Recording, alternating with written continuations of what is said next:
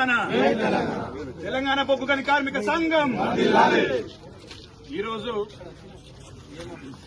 ప్రతి కార్మికుడు కూడా సందిగ్ధమైన పరిస్థితిలో ఉన్నాడు. అసలు లాభాల వాట ప్రభుత్వం ఇస్తుందా లేదా అనేది ఒక ప్రశ్నార్థకమైన వాతావరణంలో ప్రతి సింగరేణి కార్మికుడు కూడా ఉన్నాడు. ఎందుకంటే గత ప్రభుత్వంలో కేసీఆర్ గారు ముఖ్యమంత్రి ఉన్నప్పుడు గుర్తింపు సంఘంగా ఉన్న తెలంగాణ బొగ్గు గని కార్మిక సంఘం కూడా ఏం రిప్రజెంట్ చేయలేదు. ఏ జాతీయ సంఘాలు కనీసం ప్రశ్నించక ముందే కేసీఆర్ తనంత తానుగా సింగరేణి కార్మికుల మీద ఉన్నటువంటి ఇష్టంతో 32% లాభాలు ప్రకటించిన ఏకైక ముఖ్యమంత్రి మన కేసీఆర్ గారు ఆ రోజుల్లో ఉంటే కనీసం ఇప్పుడు సింగరేణి వైపు చూసి ఇన్నొక కార్మికుడు చనిపోతే కూడా స్పందించలేనటువంటి దయనీయమైన గవర్నమెంట్ ఈరోజు ఉన్న విషయాన్ని ప్రతి కార్మికుడు గుర్తుంచుకోవాల్సిన అవసరం ఉంది. గత సంవత్సరం 2200 కోట్ల లాభాలు వస్తే దాదాపు 32% మనకి కార్మికులకు పంచడం జరిగింది.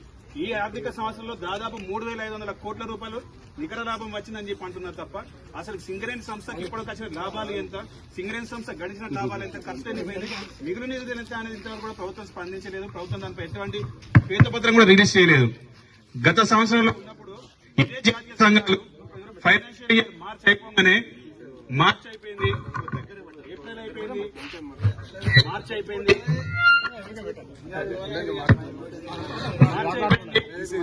ఏప్రిల్ అయిపోయింది, ఇంకా నెలలు గడుస్తున్నాయి. ఇంకా లాభాల వాటా అనేది అసలు ఇవ్వలేదు అని చెప్తున్నటువంటి జాతీయ సంఘం, గుర్తింపు సంఘం ఉన్న జాతీయ సంఘం మరి ఇప్పటికి దాదాపు మార్చి నెల అయిపోయి 5 నెలలు గడుస్తున్నప్పుడు కూడా మరి ఎందుకు మీ హయాంలో మీరు ఎందుకు ప్రకటన చేయించలేకపోయారని చెప్పి మేము అడుగుతున్నాం. ఈరోజు తెలంగాణ బొగ్గు గని కార్మిక సంఘం మొన్నటికి మొన్న వచ్చినటువంటి ఎల్లో కార్డు రెడ్ కార్డు పైన కూడా తెలంగాణ బొగ్గు గని కార్మిక సంఘం మాత్రం దానిపై ప్రతిఘటించి ఈరోజు అది రద్దు చేసేలా కూడా పోరాడిన తెలంగాణ బొగ్గు గని కార్మిక సంఘం ఈరోజు కార్మికులకు కూడా లాభాలు వచ్చే విషయంలో ముందుండే మొదటి నుంచి కూడా లాభాల వాటి ప్రకటించాలని చెప్పి నినాదించి పోరాడుతున్నటువంటి సంఘం తెలంగాణ బొగ్గు గని కార్మిక సంఘం. ఈరోజు సింగరేణి యొక్క సంస్థ రక్షణ కోసం నిలబడే ఒక సంఘం ఏదన్నా తెలంగాణ బొగ్గు గని కార్మిక సంఘం అని కూడా మనం గర్వంగా చెప్పుకోవాల్సిన అవసరం ఉంది.